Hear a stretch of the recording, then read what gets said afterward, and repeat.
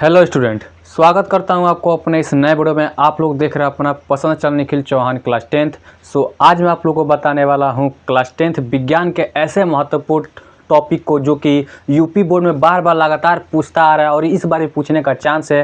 अगर हम आप लोग से बोले कि इस बार ये अवश्य से जितना लिखवाए हैं वो आएगा। अभी देखिए पूरा बुक से जितना इंपॉर्टेंट टॉपिक है विज्ञान का पूरा आज करा देंगे, बिल्कुल भी एक भी नहीं छूटेगा। अगर इतना में से ना आए तो नाम बदल दीजिएगा। तो वीडियो को स्टार्ट करते हैं। सबसे पहले हम लोग देखेंगे केमिस्ट्री के सबसे महत्वपूर्ण टॉपिक को।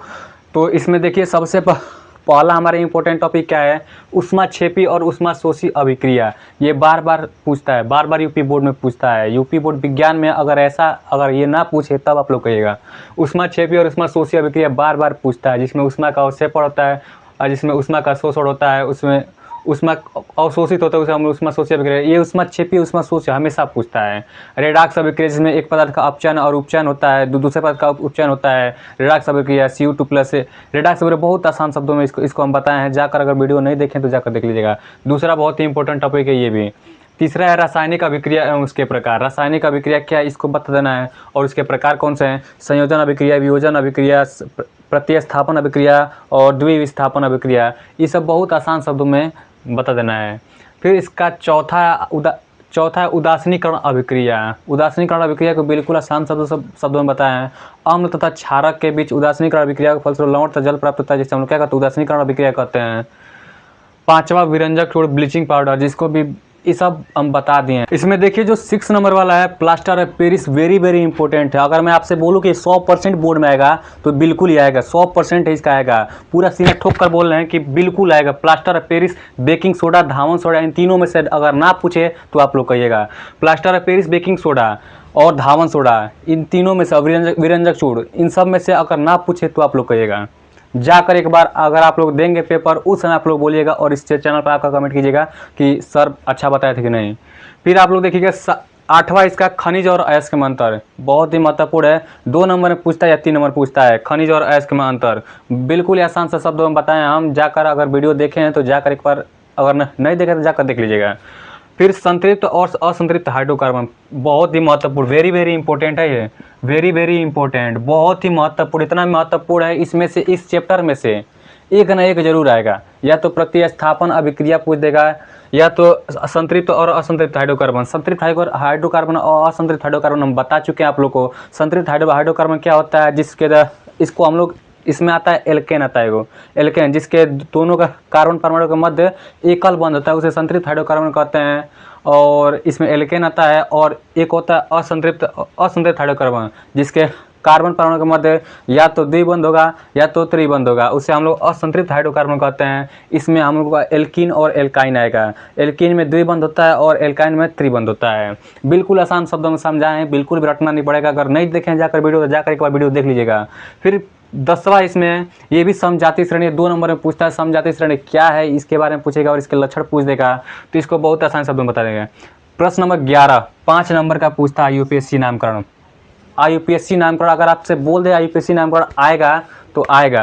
आईयूपीएससी जो नामकरण है 5 नंबर का हमेशा पूछता है और इस बार पूछेगा, हर साल पूछता है। बोर्ड एग्जाम में कसम खा चुका है यूपीएससी नामकरण नाम हमको देना ही है। आईयूपीएससी आपको नामकरण करना ही पड़ेगा। अब देखिए इसमें 12 नंबर है आपका साबुनीकरण अभिक्रिया, जिसको हम लोग बोलते हैं साबुन बनाने की विधि। अगर पूछेगा साबुनीकरण अभिक्रिया पूछ सकता है या साबुन बनाने की विधि पूछ देगा, तो इसी को आप लोग को लिखना है। फिर प्रश्न नंबर 13 है, जो 12 नंबर वाला है बहुत ही महत्वपूर्ण है, वेरी वेरी इंपॉर्टेंट ये भी है। इस पर वेरी वेरी इंपॉर्टेंट का टिक मान लीजिएगा। 13 नंबर है इसमें एस्ट्रीकरण अभिक्रिया क्या है, बिल्कुल आसान शब्दों में समझा है। अगर नहीं देखें जाकर वीडियो तो जाकर वीडियो देखिए। फिर प्रश्न नंबर 14 मिशेल पर संक्षिप्त टिप्पणी लिखिए।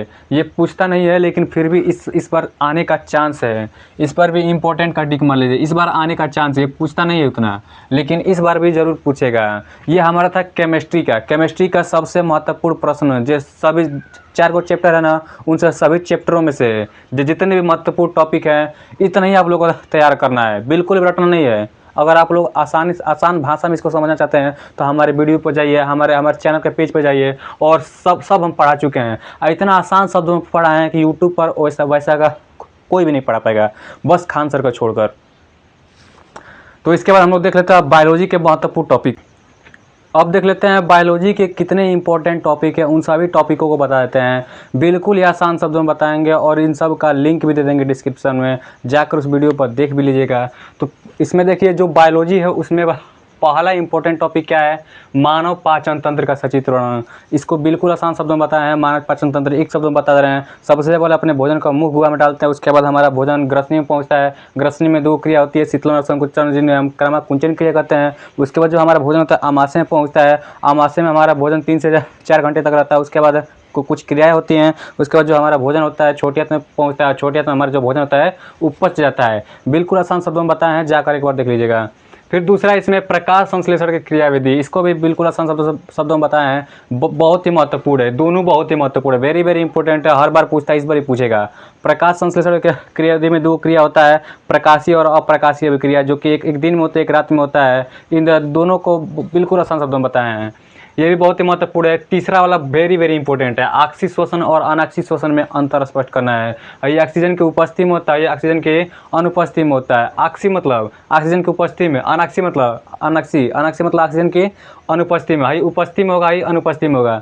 मतलब जब ऑक्सीजन होगा तो उसमें हाई ऑक्सी श्वसन होगा, जब ऑक्सीजन नहीं होगा तो अनॉक्सी श्वसन होगा। बिल्कुल आसान शब्दों में बताएं।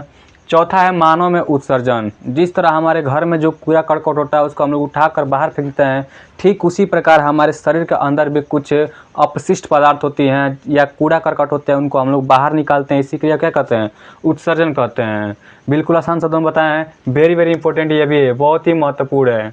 फिर पांचवा है धमनी और सीरा में अंतर। धमनी और सीरा में अंतर, ये हृदय में जो होता है धमनी और सीरा, इस बिल्कुल आसान शब्दों में बताएं, जाकर देख लीजिएगा धमनी और सीरा में अंतर।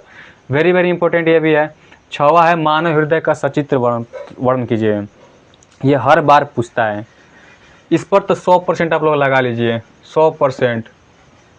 मानव हृदय का सचित्र पूछ देगा, या तो आंतरिक पूछेगा या तो बाह्य पूछेगा। इन दोनों में से एक ना एक हमेशा आता है और इस बार भी आने का चांस है। फिर आपका आ रहा है 7वां पोषण। पोषण क्या है, तो हम लोग जो भोजन करते हैं, हमारे शरीर की जितने भी क्रियाएं होती हैं उन सभी को ऊर्जा की आवश्यकता होती है। उसके लिए हमें भोजन की आवश्यकता होती है, जिन्हें हम क्या कहते हैं, पोषण कहते हैं। पोषण 2 प्रकार के होते हैं, स्वपोषण और परपोषण। स्वपोषण जो अपना भोजन स्वयं बनाते हैं और परपोषण वो जो अपना भोजन स्वयं नहीं बनाते हैं, दूसरे पर डिपेंड रहते हैं। बिल्कुल आसान शब्दों में इसको भी बताया है, जाकर एक बार वीडियो देख लीजिएगा। वेरी वेरी इंपॉर्टेंट ये भी है।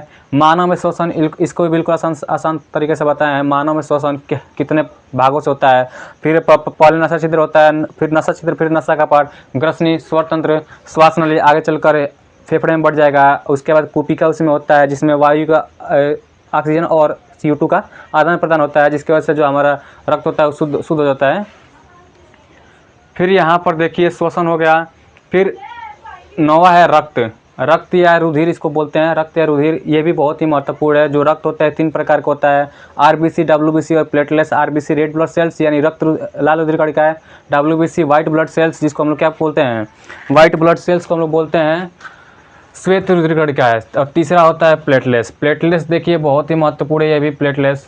इसके कमी से पीलिया नामक रोग होता है। और लाल रुधिर का कणिका जिसमें होती हैं वो क्या होता है, खून लाल होता है, हीमोग्लोबिन के कारण उसी में होता है। हेमोग्लोबिन ज़्यादा होता है जिसमें खून लाल होता है।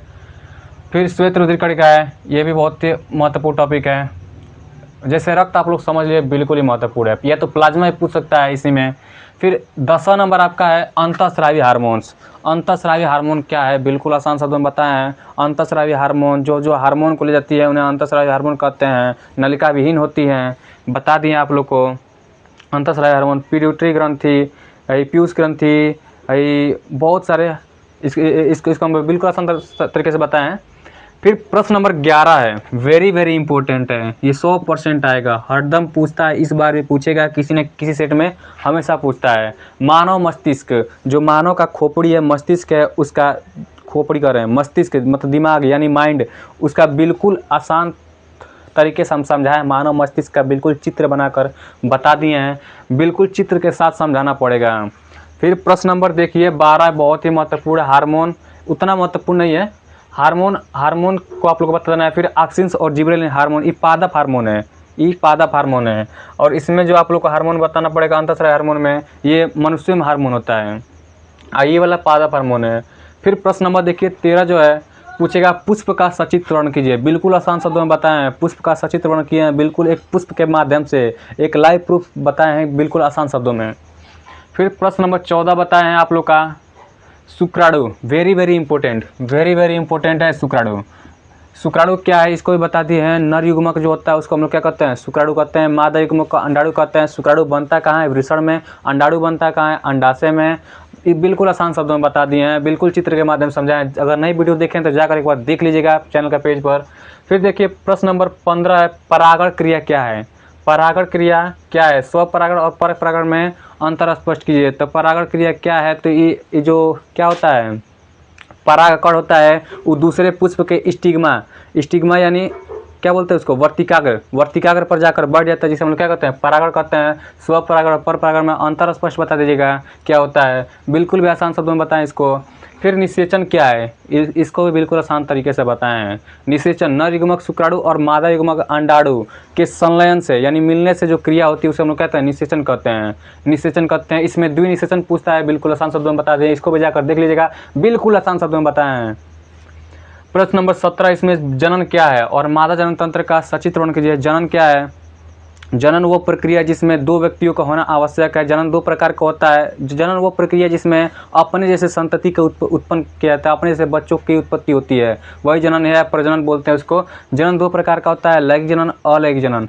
लैंगिक जनन और अलैंगिक जनन। एक में मादा की आवश्यकता होती है, इसमें एक में केवल एक ही जनक होता है, और जो एक और होता है अलैंगिक जनन जिसमें ना ही उसमें नर और मादा दोनों की आवश्यकता होती है। इसमें मादा जनन तंत्र का सचित्र वर्णन करिए, ये भी पूछ सकता है। नर जनन तंत्र का सचित्र वर्णन करना होगा, ये भी पूछ सकता है। बिल्कुल आसान शब्दों में जाकर बताए हैं, 2 दिन हुआ अभी पढ़ाए उसको, नर जनन तंत्र और मादा जनन तंत्र बिल्कुल आसान शब्दों में बताएं, जाकर एक बार जरूर देख लीजिएगा। प्रश्न नंबर 19 है, आनुवंशिकता को परिभाषित कीजिए। आनुवंशिकता में हमेशा पूछता है आनुवंशिकता का जनक कौन है, तो मेंडल जो है आनुवंशिकता का जनक है। यहाँ पर 20 दिया भी है, 20वां नंबर जो प्रश्न है, मेंडल के आनुवंशिकता का नियम बिल्कुल आसान शब्दों में बताएं। मेंडल ने जो मटर का पौधा लिया था, बिल्कुल आसान तरीके से बताएं। मेंडल का जन्म ऑस्ट्रिया के ब्रूम शहर में हुआ था। उसने अपना जो बात रखा था, किस में रखा था,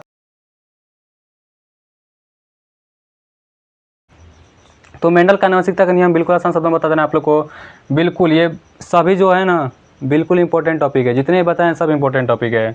फिर आपको 21 नंबर प्रश्न दिया गया है, डीएनए और आरएनए में अंतर। डीएनए डीऑक्सीराइबोन्यूक्लिक एसिड और आरएनए राइबोन्यूक्लिक एसिड में अंतर बता देना है आप लोग को, बिल्कुल आसान शब्दों में बताएं हैं। जाकर अगर वीडियो नहीं देखें तो जाकर एक बार देख लीजिएगा इस वीडियो को देखने के बाद।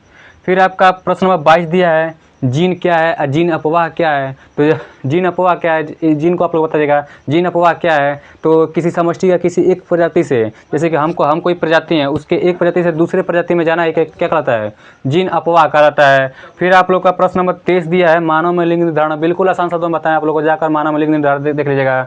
जो पुरुष क्या लोग तार हंसी देख लेनी था, हमारा हंसी है चला पूछ रहा है मानव में लिंग निर्धारण। हम आपको बिल्कुल आसान तरीके से बताए हैं।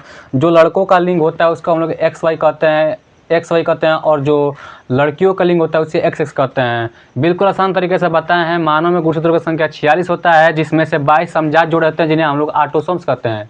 अब देखिए उन्हें ऑटोसोम्स कहते हैं। जो शेष एक जोड़ा जो बच जाता है उन्हें हम लोग क्या कहते हैं, लिंग गुणसूत्र कहते हैं।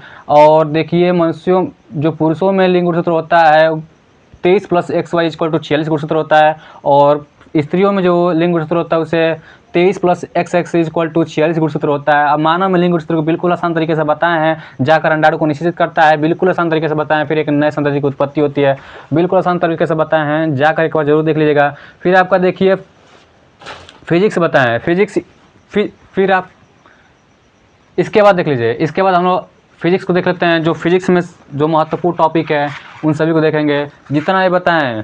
देखिए हम जितना भी भाई उठाए हैं बिल्कुल महत्वपूर्ण टॉपिक है, इतना महत्वपूर्ण टॉपिक है जो बार बार यूपी बोर्ड ने पूछता है, और हम वही उठाए हैं जो बार बार पूछता है। हम अंट संट उठाते नहीं हैं, जैसे जो कूड़ा करकट होगा वो भी उठा लेते हैं कई लोग, लेकिन जो बहुत इंपॉर्टेंट है उसी को उठाए हैं। अगर इतना आप लोग टॉपिक याद है तो अगर आप लोग को इतना टॉपिक याद है तो आपको 95% लाने से कोई नहीं रोक सकता है। अब देख लेते हैं फिजिक्स के सभी महत्वपूर्ण टॉपिक को। तो सबसे इसमें जो पहला प्रश्न है उसका क्या है, जो इसमें पहला प्रश्न वो क्या है, प्रकाश का परावर्तन या प्रकाश का अपवर्तन भी पूछ सकता है, या प्रकाश का परावर्तन रिफ्लेक्शन पूछ सकता है, या तो पूछ सकता है प्रिज्म की सहायता से श्वेत रंग का प्रकाशित होना, या प्रिज्म की सहायता से प्रकाश किस प्रकार प्रकाशित होता है, ये भी पूछ सकता है। फिर दूसरा इसमें अवतल दर्पण में बनने वाले प्रतिबिंब, बहुत ही महत्वपूर्ण है। अवतल या उत्तल दर्पण, इन दोनों में से प्रतिबिंब जो बनता है बार बार पूछता है, इस बार पूछेगा, वेरी वेरी इंपॉर्टेंट है ये दोनों, अवतल और उत्तल दर्पण।